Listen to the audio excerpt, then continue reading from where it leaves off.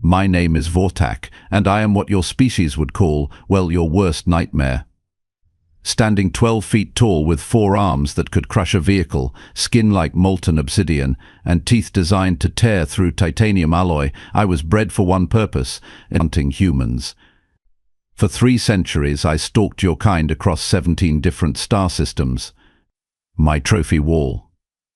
Oh, it was magnificent. Skulls from Earth Marines, bone fragments from Mars colonists, and my personal favorite, the entire ribcage of Admiral Harrison Beck from the Battle of Proxima 7.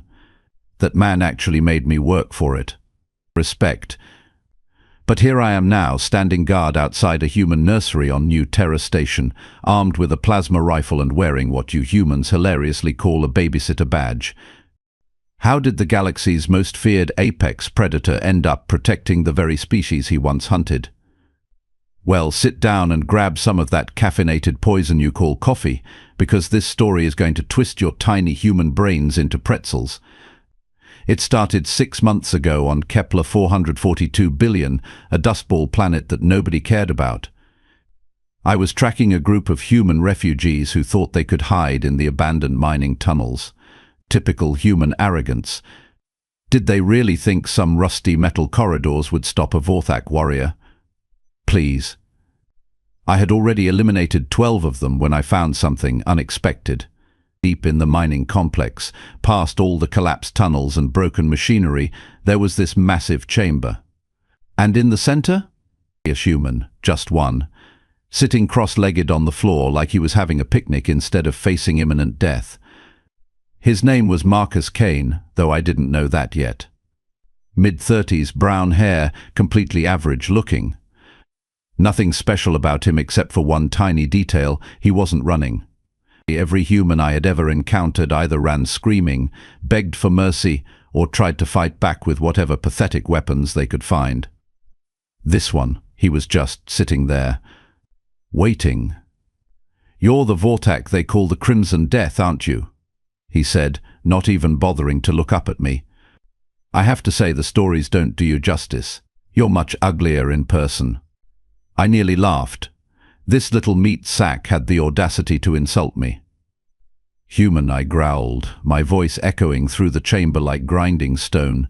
"Do you have any idea how many of your kind I have killed?" 7,423, he replied immediately. "Give or take a few. You missed one on Titan Station last year. Poor guy spent 3 weeks hiding in a garbage compactor.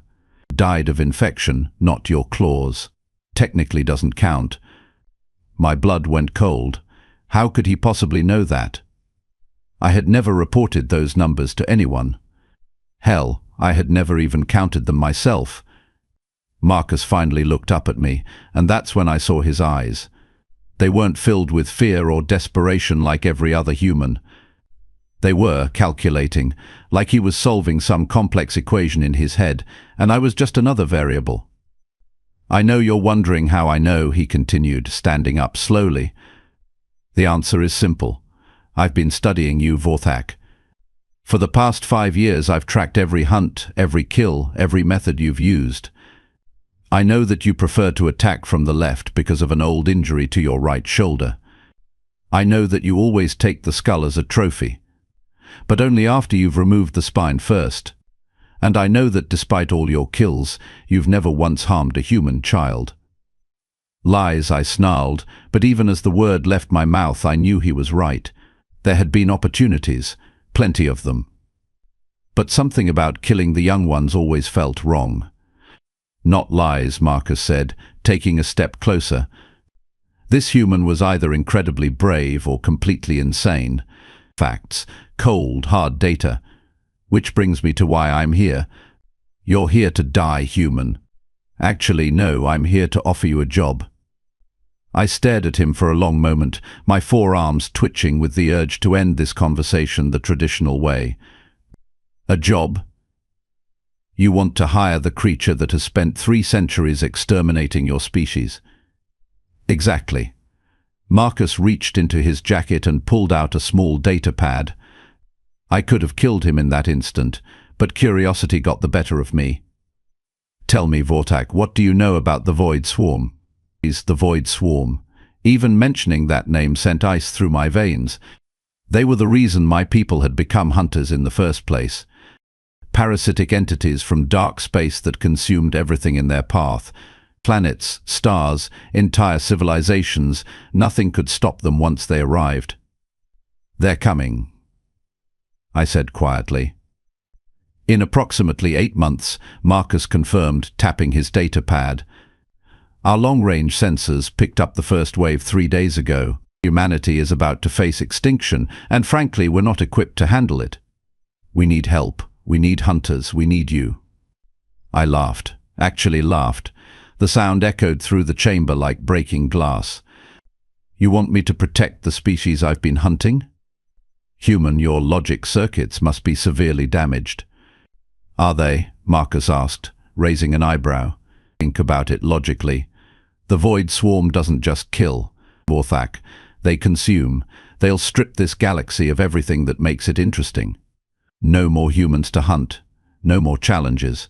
No more purpose. You'll spend eternity floating through empty space with nothing but memories of better times." He was right, and we both knew it. The Void Swarm didn't just destroy civilizations, they erased them completely.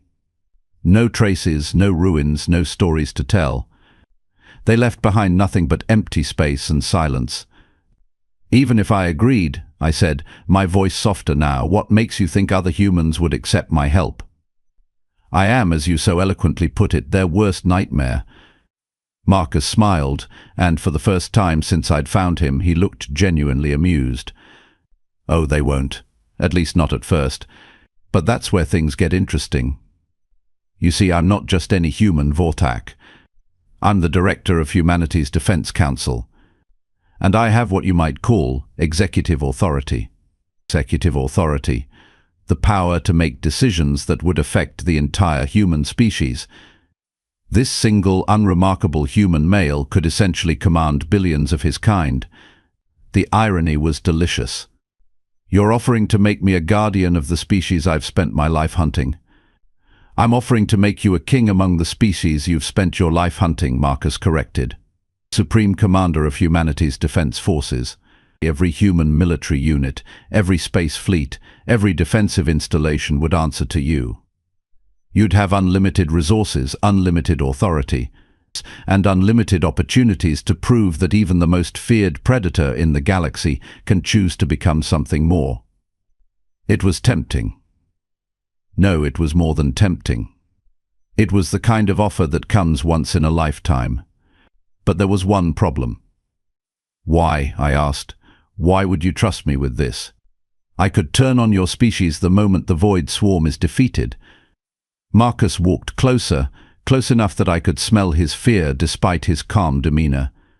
Humans always smelled of fear around me. But this one, his fear was different. Not the panic-stricken terror of prey, but the controlled concern of someone making a calculated risk.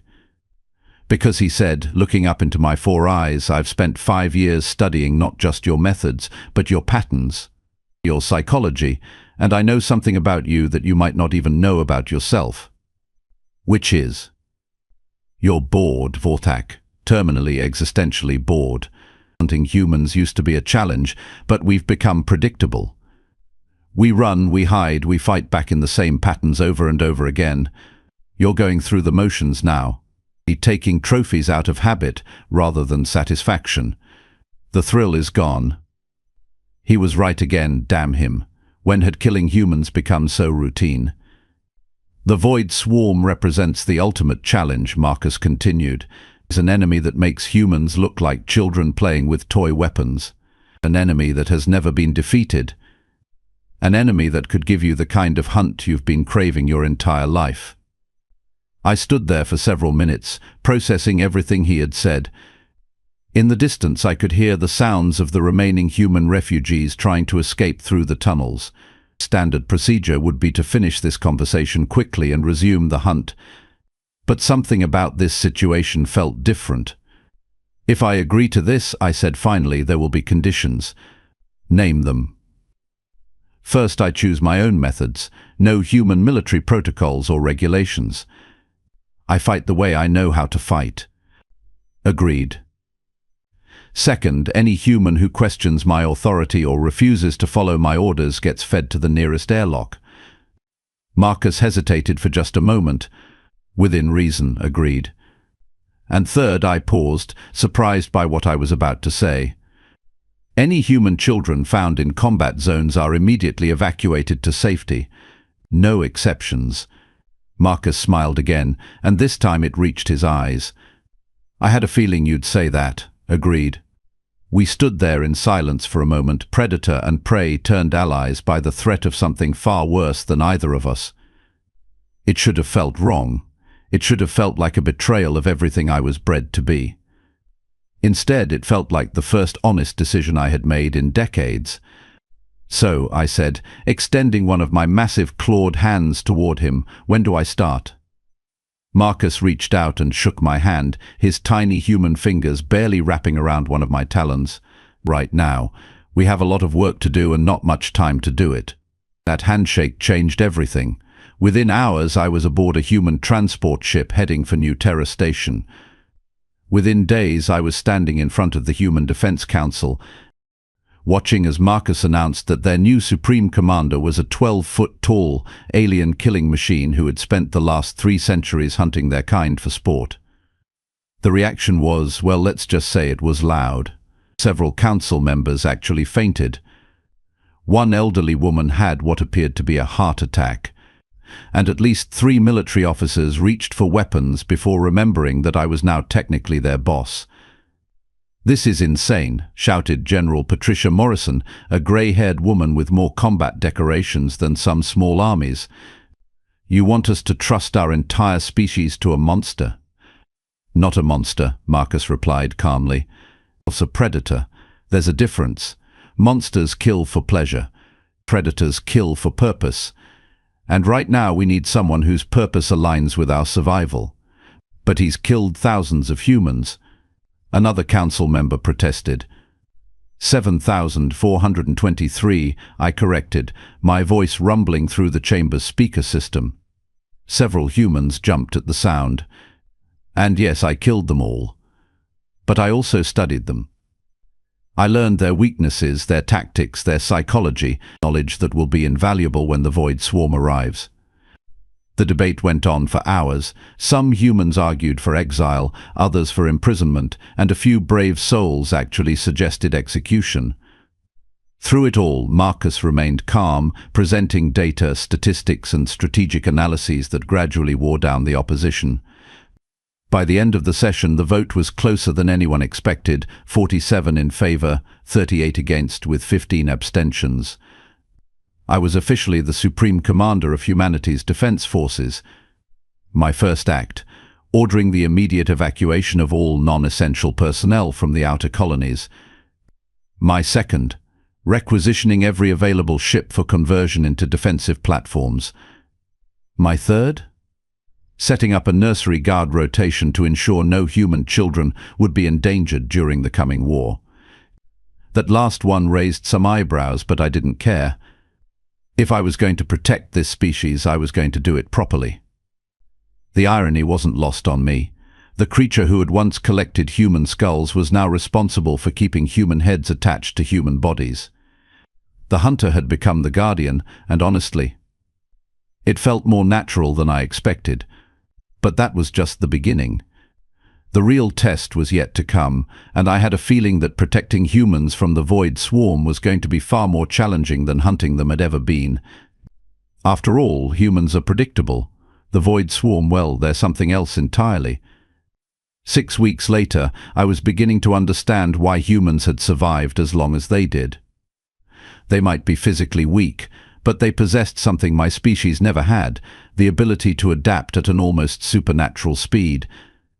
Take Lieutenant Commander Sarah Mitchell, for instance. When I first met her, she couldn't even look at me without her hands shaking. Now she was standing 3 feet away, arguing with me about defensive formations while occasionally poking my armored chest with her finger to emphasize her points. The transformation was remarkable. "The plasma cannon arrays won't work if you position them like that," she insisted, pointing at the holographic display floating between us. "The firing angles are all wrong. You'll create blind spots that the swarm can exploit. I examined her calculations and grudgingly admitted she was right. Adjust the positioning by 15 degrees. And Mitchell? Yes, Commander? Next time you poke me with that finger, I'm keeping it. She grinned. Understood, sir. I'll use a stick next time. This was the strangest part of my new existence. Humans who had initially cowered in terror were now making jokes at my expense. They had nicknamed me Big Ugly behind my back, which I found oddly endearing. Some even brought me coffee, despite the fact that caffeine had absolutely no effect on my physiology. It was the gesture that mattered. But not everyone had adapted so well. "Commander," came a voice from behind me. I turned to see Captain Rex Murphy, one of the holdouts who still believed putting me in charge was humanity's biggest mistake. His face was flushed red, and his jaw was clenched tight enough to crack teeth. "We need to talk." "Speak," I rumbled. Murphy glanced around the command center, noting the dozen other humans working at various stations. Privately, I followed him to a smaller briefing room, my footsteps echoing ominously in the narrow corridor. Once the door sealed behind us, Murphy spun around with barely contained fury. "This has gone too far," he snarled. "You're treating our entire species like your personal pet project. These defensive modifications, the evacuation orders, the complete restructuring of our military hierarchy, who gave you the right? Marcus Kane did. The Defense Council did. Your own government did." I crossed my forearms and stared down at him. "Is there a point to this tantrum, Captain? The point is that you're still a killer. You can dress it up in fancy titles and noble purposes, but underneath all that, you're still the same monster who murdered my brother on Kepler Station." Now we were getting to the real issue. Your brother was a colonial marine. Tough fighter, made me work for that kill. Murphy's face went white, then red, then something approaching purple. "You bastard. You talk about him like he was some kind of game." "He was," I replied matter-of-factly. "That's what hunting is, Captain. A game with permanent consequences. Your brother played well, but I played better. No shame in that." For a moment I thought Murphy might actually try to attack me. His hand moved toward his sidearm, and his muscles tensed like a coiled spring. But then something in his expression changed. The rage didn't disappear, but it crystallized into something harder and more focused. "You know what the worst part is?" he said quietly. "The worst part is that you're probably our only hope of survival. And I hate that almost as much as I hate you." Before I could respond, the room's emergency klaxons began blaring. Red warning lights bathed everything in an ominous glow, and Marcus Kane's voice echoed through the station's communication system. "All personnel to battle stations. Long-range sensors have detected multiple void swarm signatures approaching the outer perimeter. This is not a drill. Repeat, this is not a drill." Murphy and I looked at each other for a split second, our personal conflict suddenly irrelevant. Then we were both running toward the command center, predator and prey united by the arrival of something far worse than either of us. The main display showed what we were facing, and even I felt a chill run down my spine. The void swarm didn't travel in ships the way other species did. They were the ships. Massive organic constructs that looked like someone had crossed a jellyfish with a nightmare, each one the size of a small moon. Their translucent bodies pulsed with dark energy, and I could see smaller organisms moving inside them like antibodies in an infected bloodstream. "How many?" I asked, though I was already counting. 17 confirmed signatures, reported Lieutenant Torres from the sensor station. Estimated arrival time, 4 hours, 37 minutes. 17. I had faced long odds before, but this was something else entirely. Each one of those creatures could probably devour a planet by itself. Together, they represented enough firepower to sterilize half the galaxy. "Marcus," I called out, and the director of the Defense Council appeared on one of the secondary screens. "I see them," he said grimly. "Bigger than our worst-case scenarios predicted." Orders, Commander? This came from General Morrison, the same woman who had called me a monster 6 weeks ago. Now she was looking to me for salvation. The irony was not lost on either of us. I stared at the display for several seconds, my mind racing through possibilities. Standard military doctrine would call for a fighting retreat, pulling back to more defensible positions while inflicting maximum casualties on the enemy. But the Void Swarm didn't follow standard rules. They consumed everything in their path, leaving nothing behind. There would be no second chances, no fallback positions, no tactical withdrawals. "We make our stand here," I announced. Full defensive deployment. Every ship, every weapon, every last bullet we have. "Sir," Lieutenant Mitchell spoke up hesitantly, "shouldn't we at least evacuate the civilian population too?" "To where?" I interrupted. "These things move faster than our best ships. There's nowhere to run, nowhere to hide. We fight here, or we die here. Those are our only options." The command center fell silent except for the background hum of electronics and the distant vibration of the station's engines. Every human in the room was staring at me, waiting for inspiration, for confidence, for some sign that their alien commander had a plan that didn't involve everyone dying horribly. Truth was, I didn't, but I had something else. "You want to know why I agreed to protect your species?" I said, my voice carrying to every corner of the room. It wasn't because Marcus offered me power or authority.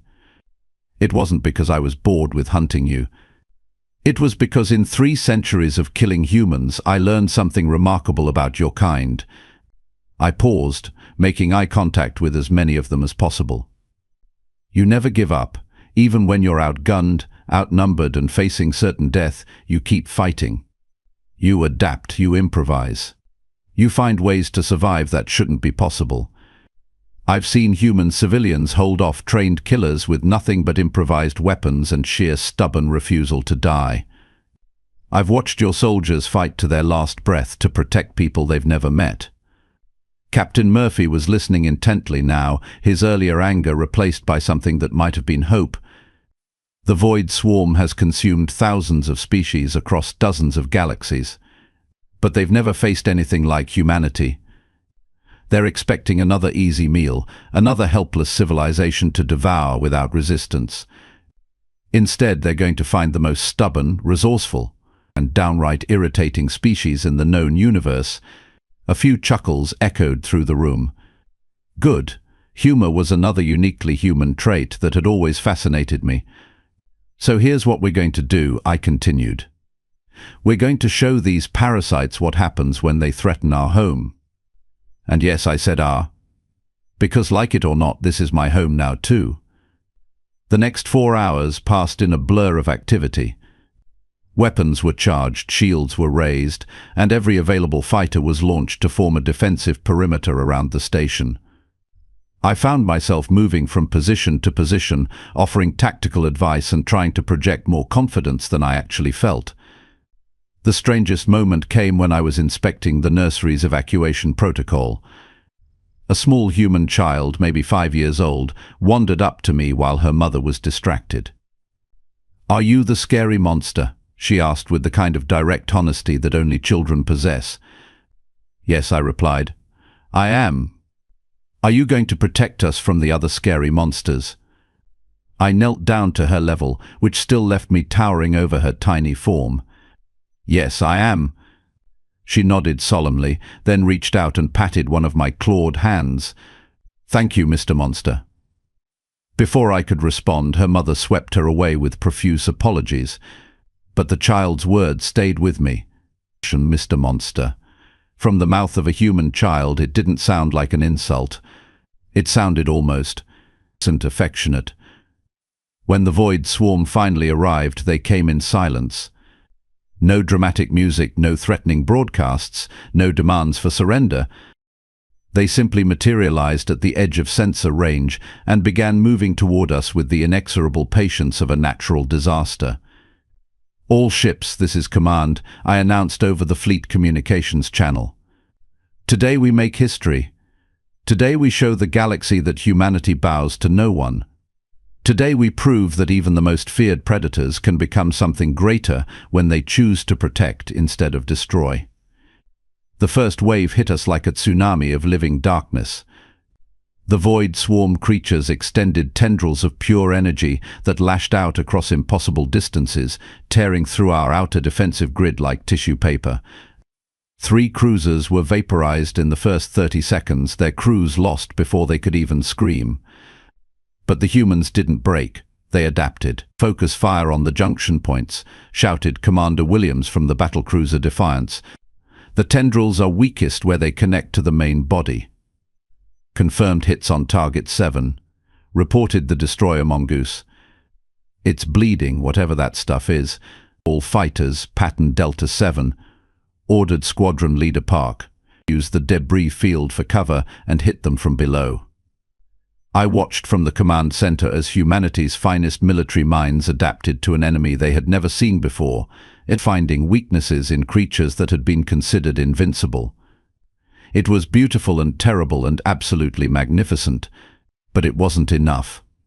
For every void swarm creature we damaged, 2 more seemed to take its place.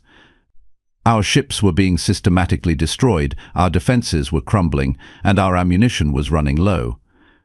Within an hour, half of our fleet was gone.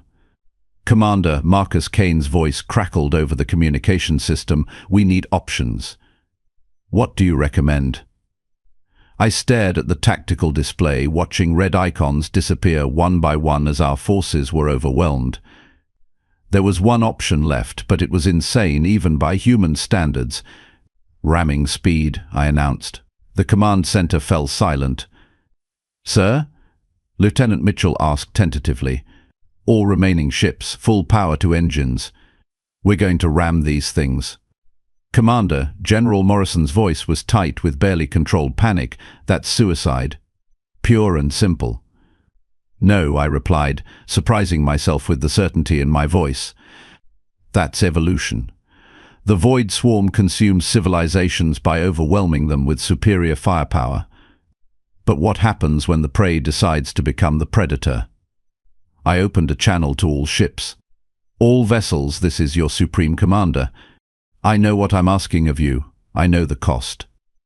But I also know that every single one of you joined the military to protect something precious.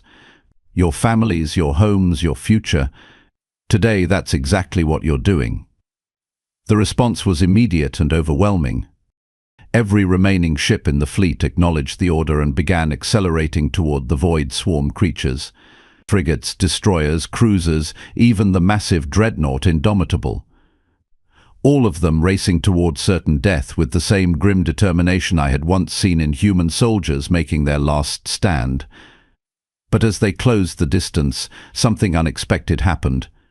The void swarm creatures began to retreat. "Sir," Lieutenant Torres called out from her station, "the enemy formations are breaking up. They're running." It took me a moment to understand what was happening. The void swarm had encountered thousands of species over millions of years. They had devoured civilizations that begged for mercy, that tried to negotiate, that fought defensively from prepared positions. But they had never encountered a species that responded to overwhelming odds by charging straight at them with suicidal determination. They didn't know how to process it. Their alien psychology, evolved over eons of easy conquests, couldn't comprehend prey that refused to act like prey. "All ships maintain pursuit," I ordered. "Don't let them regroup." What followed was less a battle than a rout. The void swarm creatures, their confidence shattered by humanity's impossible response, fled in complete disarray. Some tried to make fighting retreats, others simply vanished into deep space. Within 2 hours, the most feared enemy in galactic history had been driven off by a species they had expected to consume without effort. In the aftermath, as we counted our losses and celebrated our victory, Captain Murphy approached me in the command center.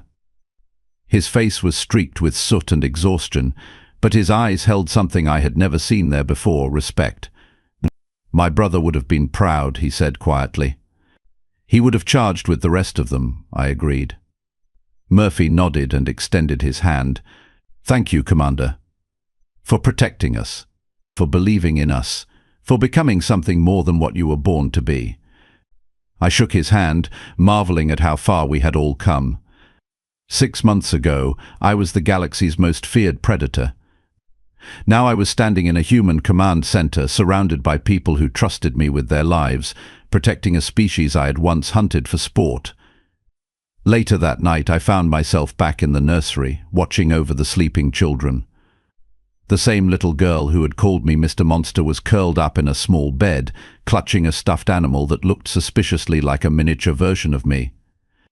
Marcus Kane found me there an hour later, standing guard in the darkened room. "Any regrets?" he asked softly. I thought about it for a moment. 3 centuries of hunting, of collecting trophies, of being the apex predator in a galaxy full of prey. All of it abandoned for the chance to protect instead of destroy. "None," I said finally. "This is who I was meant to be." Outside the nursery windows, the stars shone peacefully in the void, no longer hiding the approach of ancient terrors. Humanity had faced its greatest test and emerged victorious, not through superior firepower or advanced technology, but through the simple refusal to surrender. And I, Vorthak the Crimson Death, once the hunter of humans, had found my true purpose as their guardian. The predator had chosen his king, and in return the king had chosen to make his predator into something greater than either of them could have become alone. The galaxy would never be the same. But then again, neither would I. And I was perfectly fine with that.